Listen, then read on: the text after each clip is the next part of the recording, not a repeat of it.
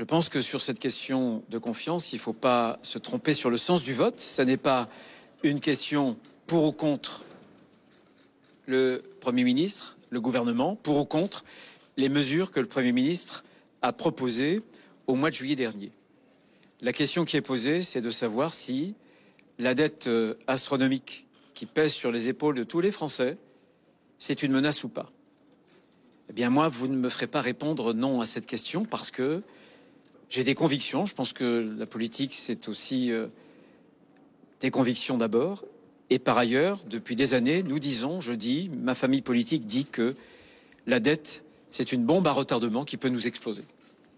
Et donc, rejoindre les incendiaires qui voudraient précisément allumer cette mèche de l'explosion budgétaire et financière, ça n'est pas nous. Mais je comprends parfaitement que des députés puissent s'interroger.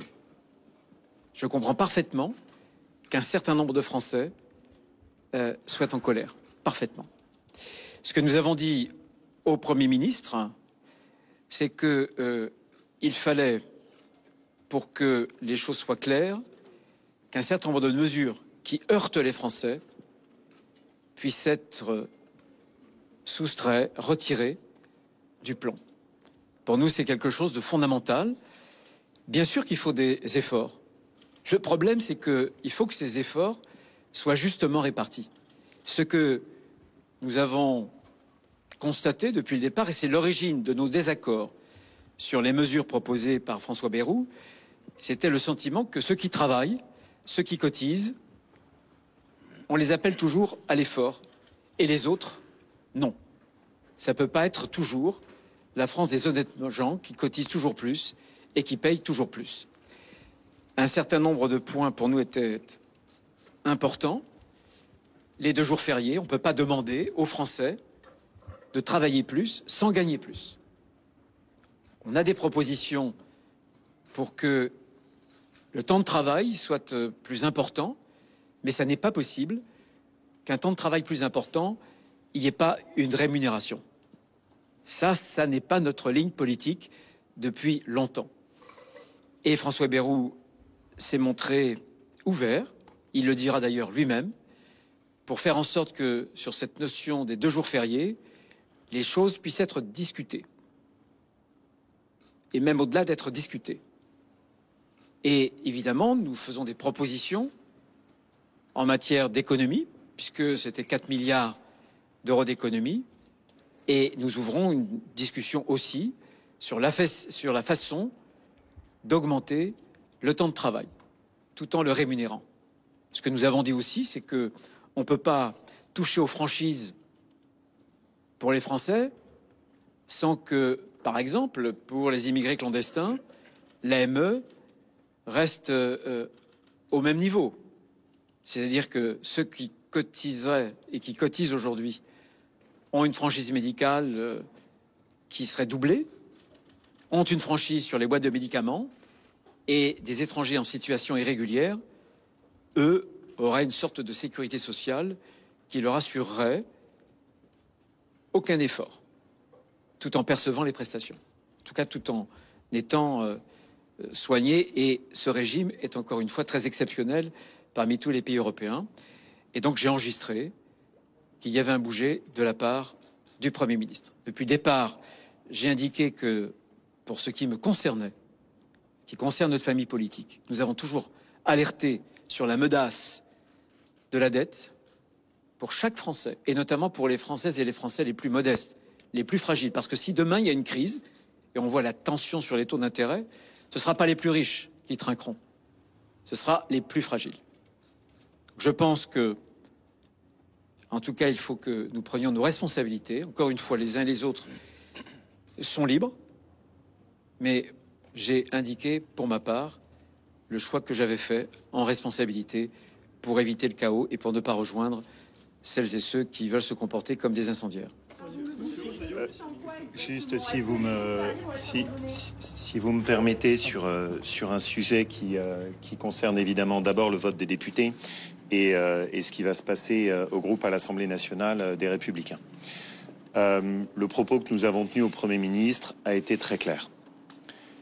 si on veut que la majorité du groupe des Républicains vote la confiance sur cette question budgétaire, il est fondamental que ce qui a pu choquer les Français soit entendu. Ce qui a choqué les Français, c'est très simple.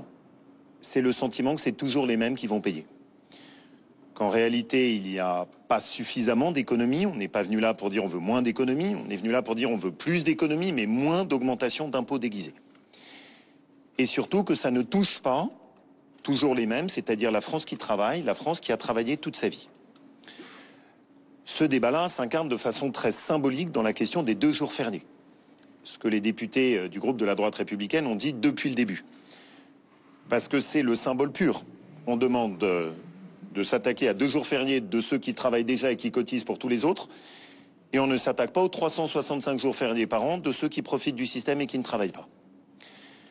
Et donc la proposition que nous avons faite, c'est de dire on renonce à cette mesure. En contrepartie, il faut des économies. On propose une grande loi de lutte contre la fraude et l'assistanat. Et avec l'ouverture du débat sur le temps de travail dans notre pays, mais un temps de travail dans lequel celui qui travaille est plus rémunéré et pas avec plus d'impôts et avec aucun gain de travail.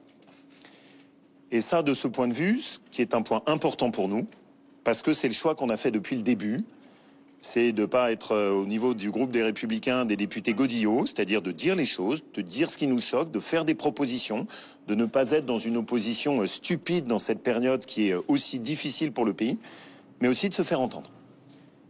Et ce qui est un pas pour moi très important, c'est le Premier ministre m'a dit, sur les bases de ce que tes députés portent, c'est quelque chose que je peux entendre et sur lequel je suis prêt à m'exprimer tout prochainement. Ça, c'est important. Parce que ma conviction, c'est que les Français sentent bien que, bien sûr, il y a cet effort budgétaire à faire, mais que pour qu'ils le soutiennent, il faut qu'il soit juste et équilibré. Vous êtes en train de nous dire que les jours fériés sont abandonnés. Cette mesure est abandonnée. En tout cas, c'est ce qu'on a nous demandé. On ne s'est pas contenté de dire on le demande et aucune économie en face, c'est-à-dire que la contrepartie, c'est qu'on est prêt à s'engager très fort sur la lutte contre la fraude, l'assistanat et les dépenses liées à l'immigration. Et le Premier ministre lui-même a dit qu'à condition qu'il n'y ait pas de renoncement à l'effort budgétaire, il était prêt à ce que ce sujet soit remis sur la table. C'est évidemment pour nous une avancée importante. Et ça montre aussi que, malgré tout, dans cette période, quand on essaie de discuter, de s'entendre, de mettre des propositions sur la table, d'être clair sur ce que sont nos convictions, la droite républicaine a plus que toute sa place et les députés des Républicains font leur travail. C'est la conviction qui est la nôtre. Monsieur le ministre, vous avez été reçu à l'Élysée ce midi. Est-ce qu'on peut savoir ce qui s'est dit, quel était en tout cas l'objectif de cette réunion? Eh bien, on a notamment préparé la discussion qu'on a eue avec le Premier ministre. Je lui avais déjà, autour de la table, dit que cette proposition qu'il avait faite, cette mesure, je lui avais déjà signifié, je l'avais déjà écrit dans un certain nombre de journaux, que cette proposition, cette mesure de suspension de 2 jours de congé, de férié, ça ne passait pas auprès de la population et que notre famille politique en avait été choquée et qu'il fallait bouger sur ce point-là précisément. Comme vient de le dire Laurent Wauquiez, on a sur la table, on a mis sur la table des vraies propositions, des vraies mesures d'économie, une réflexion sur le temps de travail et puis aussi sur la lutte contre l'assistanat et contre la fraude. Juste un petit mot complémentaire parce que c'est important de montrer que nous sommes en cohérence et dans l'action. Parmi les propositions d'économie, nous avons souhaité respecter l'engagement qui est le nôtre et qui participe aussi à renforcer la puissance publique et la capacité à intervenir, que ce soit au niveau de l'État territorial, au niveau de l'État central, puisque vous le savez, au Sénat, nous avons mené une commission d'enquête sur les opérateurs et les agences de l'État et que, puisqu'on vient d'évoquer et que nous avons demander collectivement la suppression de ces 2 jours fériés. Nous sommes au rendez-vous aussi des économies et nous entendons à ce qu'un prochain texte, très rapidement, soit inscrit à l'initiative de notre famille politique qui devra permettre... Et on fait un point sur ce qui vient d'être dit par les chefs des Républicains. On a entendu tour à tour Bruno Retailleau et Laurent Wauquiez. On sait qu'ils ne sont pas tout à fait d'accord sur la position à tenir. Guillaume Darey, là, il semble que tous les deux, ça c'est important de le signaler, ont eu la même demande. Il faut supprimer cette annonce de François Bayrou, il faut retirer la suppression des 2 jours fériés. Il semble qu'ils aient obtenu cela du Premier ministre. C'est ce qu'il laisse entrevoir, en tout cas, que le Premier ministre serait ouvert à ce type de proposition et de mesure. Laurent Wauquiez dit que le Premier ministre leur a déclaré qu'il aura l'occasion l'évoquer dans les prochains jours. En tout cas, ils posent leurs conditions sur la table. L'objectif, c'est de montrer, comme l'a dit Laurent Wauquiez, que c'est pas un parti godillot qui s'est fondu dans le macronisme. Vous savez, à la fois, ils étaient contents de réintégrer un gouvernement pour montrer aux Français qu'il restait un parti gouvernement, mais l'objectif, c'est aussi cette hantise permanente d'être dissous dans le macronisme pour justement essayer de se distinguer. On voit qu'ils posent des propositions sur la table et probablement que dans un instant, ils seront interrogés aussi, on le disait, sur la position de Nicolas Sarkozy, l'ancien président fondateur des Républicains, comme on le disait il y a quelques instants. Lui déclare dans une interview au Figaro qu'à ses yeux, eh bien, les députés républicains ne devraient pas voter la confiance et il se prononce, lui, pour l'abstention. Pour l'abstention, effectivement. Il se prononce d'ailleurs, selon lui, selon Nicolas Sarkozy, on va y revenir en détail, selon Nicolas Sarkozy, il faudrait même une dissolution. Oui, ce serait la seule solution, une dissolution. On peut voir ce qu'il dit, effectivement. Il dit qu'il en a parlé au chef de l'État, Emmanuel Macron, au cours de l'été. Et il dit qu'à ses yeux, seule une dissolution peut permettre effectivement de sortir de la situation dans laquelle nous sommes, dans une interview faite au Figaro. Et c'est pour cela qu'effectivement, à ses yeux, eh bien, les Républicains, les députés républicains ne doivent pas voter la confiance à François Bayrou parce qu'il dénonce un risque de confusion si dans quelques semaines, il devait y avoir à ce moment-là des élections. Il se distingue en revanche de certains comme Jean-François Copé, des Républicains qui appellent à la démission du chef de l'État. L'ancien président explique que jamais il n'appellera à la démission du président de la République. Et puis on a entendu Bruno Retailleau interroger également sur cette réunion qui a eu lieu à l'Élysée autour du président de la République, Emmanuel Macron, qui a réuni pour un déjeuner le Premier ministre et puis les chefs de ce socle commun, de cette coalition gouvernementale.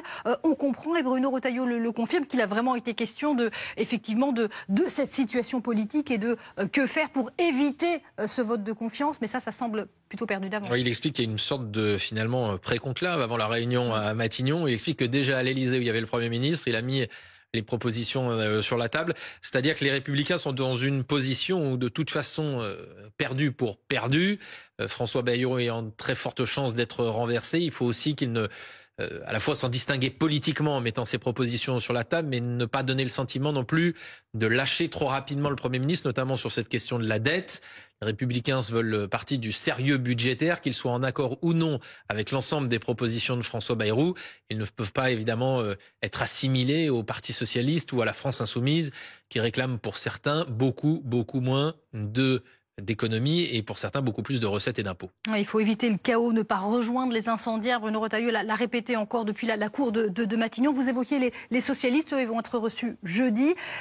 C'est peut-être de la gauche que viendra la solution, en tous les cas pour Emmanuel Macron. En cas de chute du gouvernement, il peut renommer un nouveau Premier ministre. Est-ce qu'il peut venir de la gauche au sens large? Il peut essayer. On sait que le nom de Bernard Cazeneuve, l'ancien Premier ministre, avait été évoqué, même si, d'après ses proches, en réalité, Emmanuel Macron n'a jamais vraiment, dans sa tête, voulu le nommer. Bernard Cazeneuve qui avait subi une sorte de tacle par derrière, si je parle aux amateurs de football, de la part du Parti socialiste lui-même, rappelez-vous, puisque le soutien de François Hollande lui-même avait été timide, celui d'Olivier Faure encore plus à l'époque. Convaincre les socialistes, c'est une chose, mais les socialistes demandent des choses très concrètes. Et pour l'instant, on ne voit pas le point d'accord. Olivier Faure, que ce soit dimanche sur ce plateau dans BFM Politique ou encore hier soir lors de notre soirée spéciale sur BFM, l'a redit. Sa décision, celle des socialistes de ne pas voter la censure, est irrévocable et il ne voit absolument pas ce qui pourrait le faire changer d'avis. Et on va tout de suite du côté de l'Élysée. On l'évoquait, cette réunion qui a eu lieu, ce déjeuner de travail entre le président de la République et les chefs de la majorité, ou plutôt du socle commun. Naoufel El Kawafi, on a eu quelques informations finalement via Bruno Retailleau sur ce qui s'est dit. C'était finalement une pré-réunion avant la réunion en Matignon. Oui, l'objectif de cette réunion cet après-midi, en fait, c'était de penser à l'après 8 septembre, à l'après vote de confiance et surtout cette chute plus que probable du gouvernement. L'objectif, c'était de mettre les différentes options sur la table après cette chute et ce vote de confiance. Et c'est vrai que deux options ont largement été évoquées par les partis d'opposition et même chez certains républicains, à savoir la démission du président de la République ou une dissolution. Deux options qui sont balayées d'un revers de main par Emmanuel Macron, qui ne les souhaite pas, qui lui veut rester à l'Elysée jusqu'à la dernière seconde, jusqu'au dernier quart d'heure. C'est ce qu'il a déclaré il y a quelques jours. La question maintenant, c'est de savoir quelles sont les autres hypothèses qui restent. Emmanuel Macron voudra peut-être jouer l'une de ses toutes dernières cartes, à savoir une main tendue au Parti socialiste. C'était peut-être tout l'intérêt, tout l'objectif de cette réunion avec les chefs du socle du gouvernement cet après-midi, savoir ce qu'on fait dorénavant. La question maintenant, c'est de savoir est-ce que le Parti socialiste va être réceptif face à cette main tendue. En fait, on a l'impression qu'Emmanuel Macron souhaite tout simplement gagner du temps face à cette crise politique qui ne fait que durer. Naoufel El Kawafi en direct de l'Elysée, la situation politique, il en sera question encore tout au long de cet après-midi. On va en parler évidemment également dans la suite de notre information. Je voulais revenir sur ce qu'a dit Nicolas Sarkozy, l'ex-président. On va en revenir avec vous, Guillaume Darel, l'ex-président qui appelle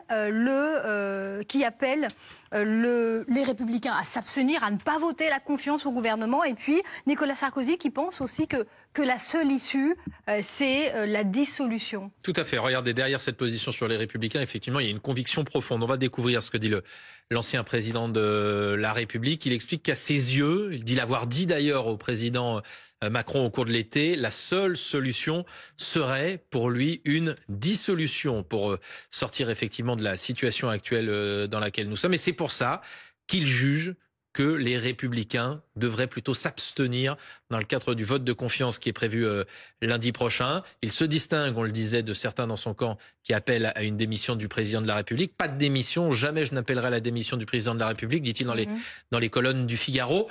Pourquoi cette critique extrêmement forte aussi de François Bayrou, dont il juge que c'est un suicide politique? Il faut prendre un peu de recul, Pauline. Ça fait toujours du bien de voir un petit peu ce qui s'est passé. Voilà, j'ai eu l'occasion de le dire cet été. Je suis persuadé qu'il n'y aura d'autre solution que la dissolution, dit l'ancien président de la République. Prendre un peu de recul. Depuis près de 25 ans, François Bayrou et Nicolas Sarkozy, ce sont des adversaires acharnés. En 95, ils sont tous les deux derrière Édouard Balladur. Jusque-là, ça va à peu près. Mais en 2007, Nicolas Sarkozy devient président de la République et François Bayrou devient en quelque sorte son meilleur opposant. Il a même commis, si j'ose dire, un livre en 2009 qui s'appelle « Abus de pouvoir », François Bayrou, à l'encontre de Nicolas Sarkozy. L'apogée de ces tensions et de cette, je ne sais pas si on peut qualifier de haine, mais de rivalité politique extrêmement forte, c'est 2012, au second tour de l'élection présidentielle entre François Hollande et Nicolas Sarkozy. Eh bien, François Bayrou explique qu'à titre personnel, il votera pour François Hollande. Et ça, eh bien, il ne l'a jamais oublié, Nicolas Sarkozy. Petite anecdote pour terminer. Je ne sais pas si vous avez lu les mémoires de Nicolas Sarkozy. En 2020, il publie le tome 2. J'ai retrouvé ce qu'il dit à propos de François Bayrou. François Bayrou a toujours trahi ceux qu'il a choisis. Emmanuel Macron en fera à son tour la meilleure expérience.